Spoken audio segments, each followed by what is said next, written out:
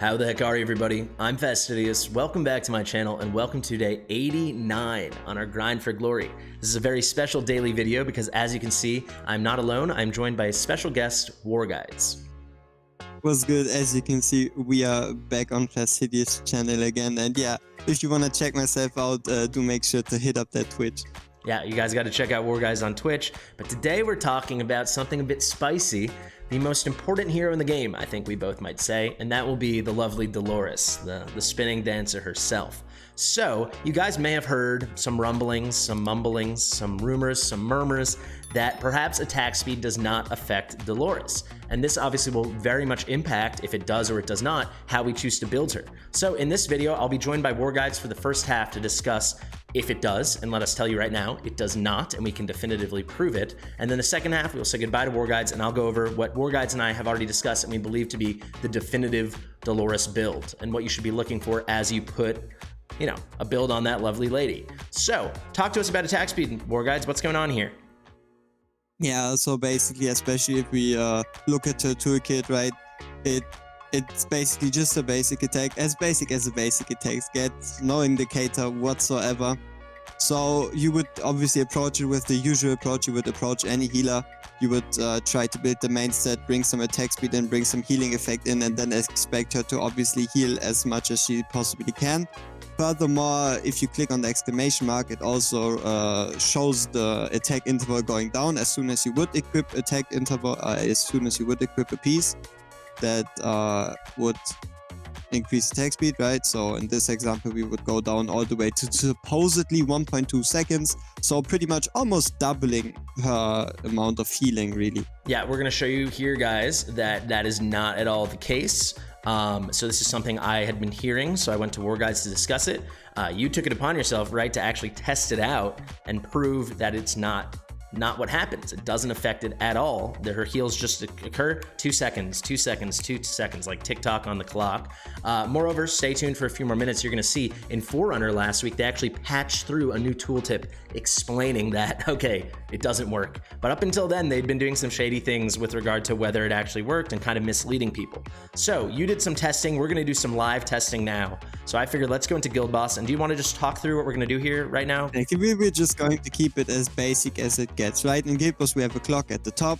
We are going to bring in a hero that can get healed by Dolores, and we're also going to obviously place down Dolores, and then just pretty much count the interval between the green numbers appear. And as you'll see, and especially if you keep your eye on the clock, she's going to actually heal every 2 seconds. Yeah, this thing really is going to look like clockwork. Obviously, we tested this before we went to film. As you can see, Ein took damage, so it's time for the girl to start spinning. This is a Dolores with 0 build, right? She has no gear on her, so you're going to see nothing on. Plus 3.9 like a clock every 2 seconds. So everyone just keep your eye. Look at that. Boom. Wait 2 seconds. Boom. Wait 2 seconds. Boom. I think that proves it, right, WorGuides? Yep. As much as anything could prove it. Yeah. So now we need a source of comparison, right? So that was what you'd expect, right? Because she had a 2.0 second interval. So how about we hop back in there and we put some gear on her? I say, well, what do you say? I say we just put as much attack speed on her as possible, just to really drive this point home. Or we could just keep it simple. Yeah, like let's try to get below 1 second, huh? Let's try to double the attack speed, huh? Yeah, for sure. I love it. Yeah, so this should be twice the clip, right? Assuming it affected anything. Yep. That's a nice little gold roll. What do you got from here? Thank you, Baron. Let's just get a whirlwind set going. Okay, this is going to be my speediest Dolores I could make. So plus 551. Yep. Let's see if we manage to go below. Perfect. So technically, she should now spin twice as fast and almost start levitating. Yeah, it's just a spin to the heavens. However, yep, I don't think that's gonna happen. But why? It doesn't say it in the tooltip. She should now start really spinning. Like a whirling dervish. Let's see. So let's wait for Ein to get a hit so we can actually match with those numbers. But you can already see these spins. They look kind of slow. So wait 2 seconds. Plus 480. Wait 2 seconds. Plus 480. And look at that, guys. Done and dusted, right? Yep, and once again, things happen in Watch of Realms that then somehow get shadow patched in as if they had always been like that. happened with Yana not having the indicator that she doesn't scale with her attack speed. Happened with the Mystic heroes appearing. Yeah, We're going strong. There's a pattern here. So we actually now we have some.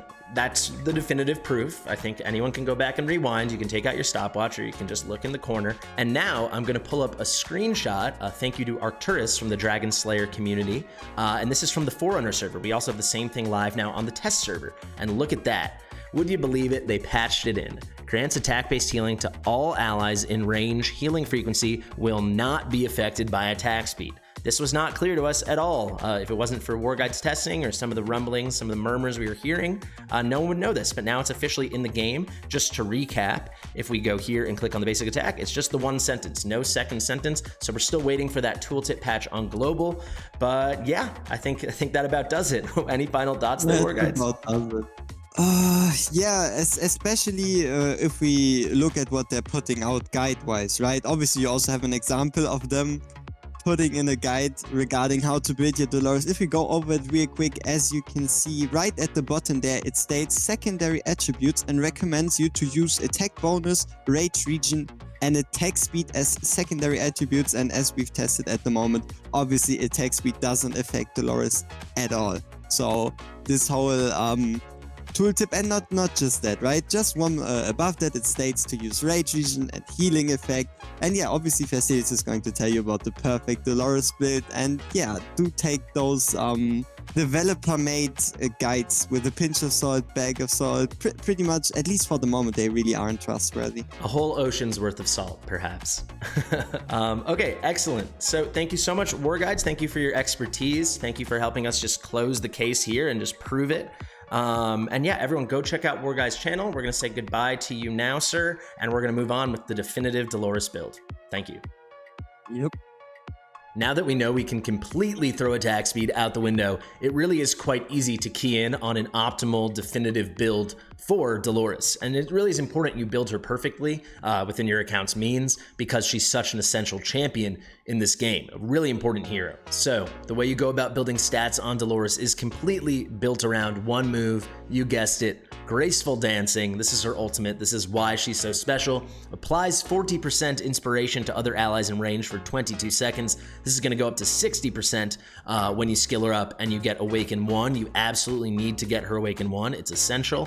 But if you're unfamiliar with inspiration, let me catch you up very quickly. Increases attack proportionally to the caster's attack. So basically, this is the caster, Dolores. We need her attack as high as possible. So that is the chief and primary consideration when it comes to gearing her. The only other consideration to be made is Rage Regen, because we want this ultimate coming up a lot. So normally I say to just throw out Rage Regen, you get enough from your Pantheon. Of course, everyone's Pantheon looks a bit different. Mine is at 27%. However, for Dolores, 40% with her gear is a great baseline. So regardless of your Pantheon, you want to build about 40% Rage Regen on her.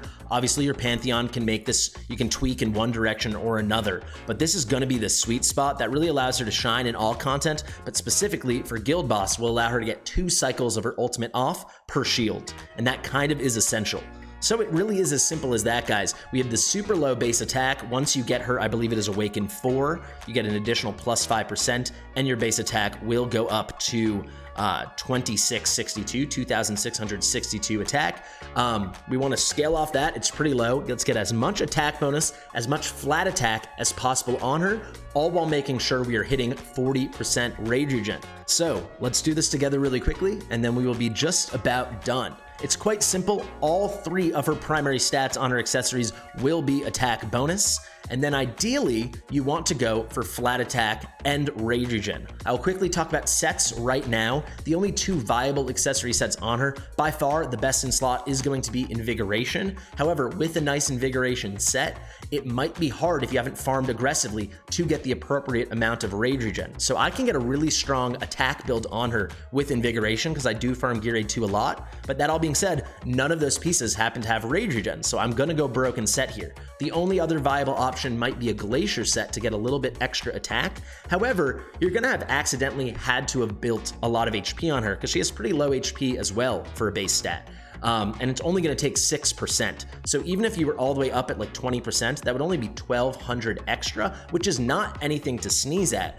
but it's worth seeing. Are we getting enough HP to make this viable? And am I getting enough attack? Am I getting enough rage regen? So for me, to keep it simple here, we are going to go for a broken set. You can see right off the bat, this seems like a fairly obvious option. However, I might not want to go for that because flat attack is super important on her.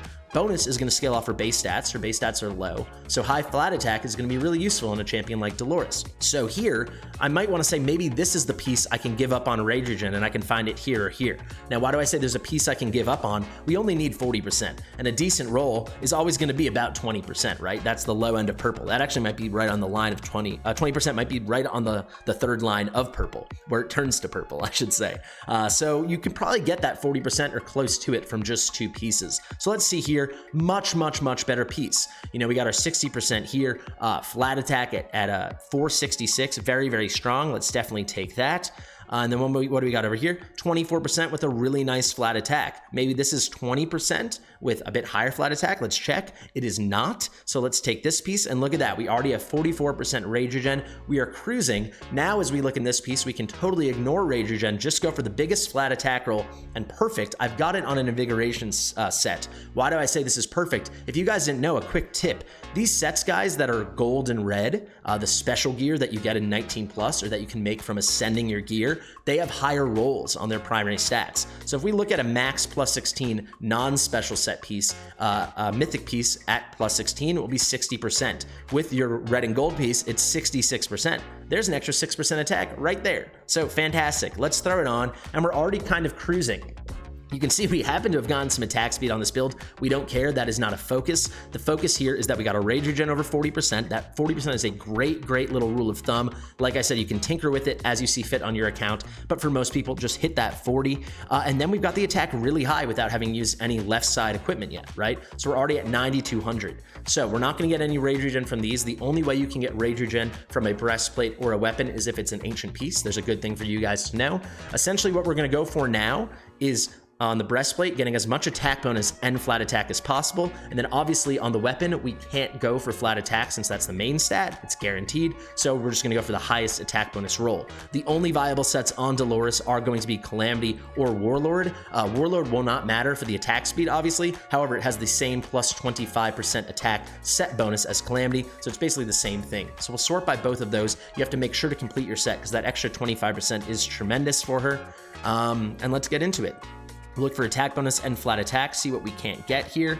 These are really nice rolls, and I will say, guys, again, the primary stat of red and gold equipment is better, just inherently, right? It's going to be higher. I can show you that clearly with weapons right now. If you see here, so the flat attack on a +16 non-red and gold mythic weapon is 960, on a red and gold one is all the way up to 1056. So we're going to get that 1056 instead of 960. If you do some quick math, it's 96 more, so it's 10% stronger. That's quite good. And then we will take that nice piece that was on Setrum here as well. We can also compare to this piece quickly, 478 versus 429. That 96 is better than the difference we're getting in the flat attack. The attack bonuses are very similar. This one actually is slightly stronger at 21%. So there you go. There's our Dolores build. Pretty funny. We ended up getting a nice attack speed build, but you can totally ignore that. So your gear probably or might not shake out just like mine. However, when we're all finished, 12.5k attack is very strong for Dolores, and we're at a very groovy 44% Rage Regen. So this, I think, in the late game is going to be the absolute optimal build for Dolores. If you get very lucky, you can get a full invigoration set going. That very much is my goal. You don't need Warlord, you can go Calamity. We just went there just because of the stats. And yeah, for now, go for these stats, enjoy it, enjoy your brand new Dolores. If this just totally changed your build, let me know in the comments. It should help in a big way. And then eventually work towards that Invigoration set, because it's worth mentioning from the Invigoration set, not only is she gonna give one random ally in range plus 10% attack, this hero as well is gonna get 10% attack. So an extra 10% attack on Dolores, and that's post-deployment. Super duper strong. We've got a Gear Raid 2 tournament live right now, a Vault in the Sands. I'm gonna be farming this hard. I really wanna get that full Invigoration set, but for now, that is my Dolores. Guys, if you liked the video, let me know. Get in those comments, share it with your mother. I've been Fastidious. I'll see you soon.